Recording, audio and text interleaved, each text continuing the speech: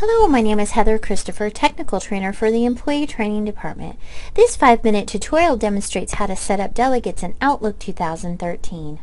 We recommend watching the video to completion, then again to pause and take notes as needed. For the best video quality, please click on the YouTube settings, seen here as a gear button, and select the highest HD quality setting available. Here we will go over some calendar features. The difference between setting up a delegate and sharing a calendar is what you are allowing another employee to do with your Outlook folders. If you simply want to allow others to view your calendar, do not use delegation. Share the folders instead. If you need to have someone else receive and accept meeting-related requests for you or send messages on your behalf, you need to set up the delegate feature. The last feature we will go over is Calendar Overlay, which will help you coordinate meeting requests. To start out, I will show you how to give the delegate permissions.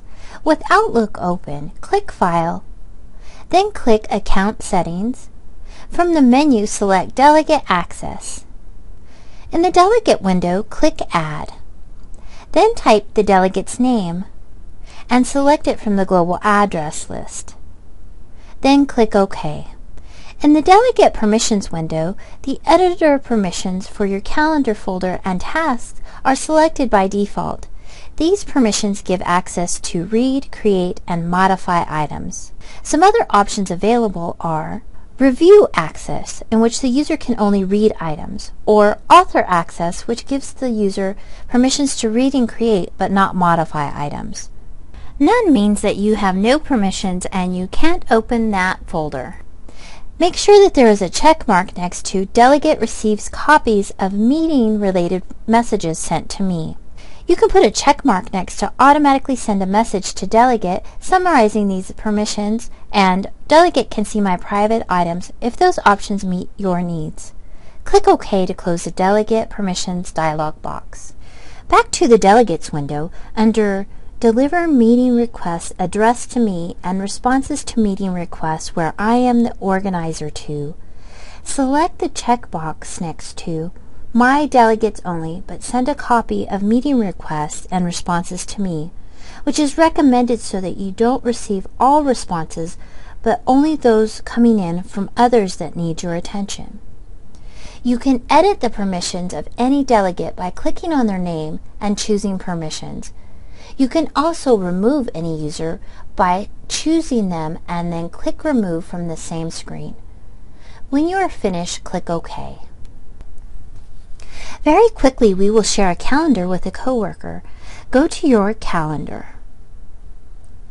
Then in the Share group under the Home tab, click Share Calendar.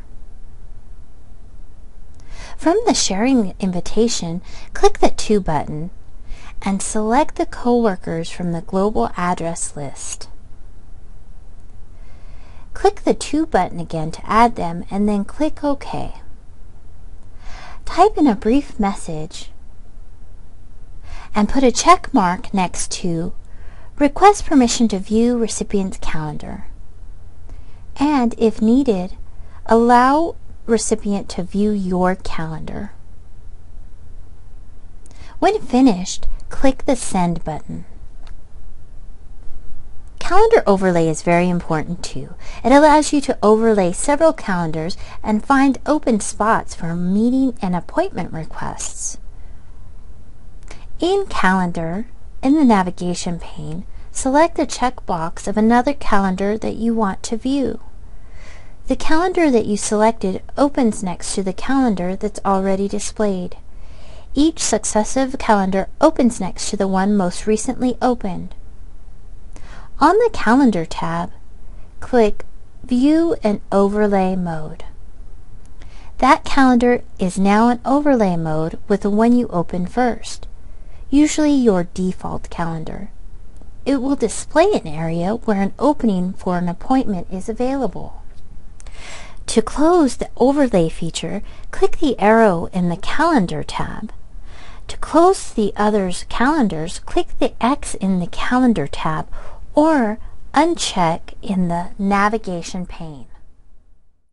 This concludes a tutorial on how to set up Delegates in Outlook. If you'd like to learn about other Office 2013 applications, go to the Employee Training website and from there click on the Technical Training link. If you have any difficulty with the concepts in this video, please call me at extension 51457 or email me at employeetraining@cnm.edu. Thank you.